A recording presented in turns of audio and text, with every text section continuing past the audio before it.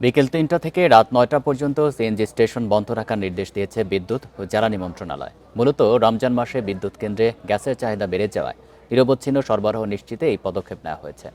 শুক্রবার জ্বালানি ও খনিজ সম্পদ বিভাগের এক বিজ্ঞপ্তিতে এই তথ্য জানানো হয়। এতে বলা হয়, ১৪ মার্চ পর্যন্ত প্রতিদিন বেলা ৩টা থেকে রাত ৯টা পর্যন্ত মোট ৬ ঘন্টা দেশের সব সিএনজি ফিলিং স্টেশন বন্ধ রাখতে হবে।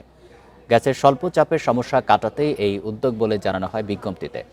তবে আগামী ১৫ থেকে ২৫ মার্চ পর্যন্ত সিএনজি ও ফিলিং স্টেশনগুলো ২৪ ঘন্টা খোলা রাখার অনুমতি দেওয়া হয়েছে। ঈদ উপলক্ষে জ্বালানি সরবরাহের সুবিধা এবং সড়কপথে যাত্রী পরিবহনের চাপ সামলাতে এই নির্দেশ দেওয়া হয়।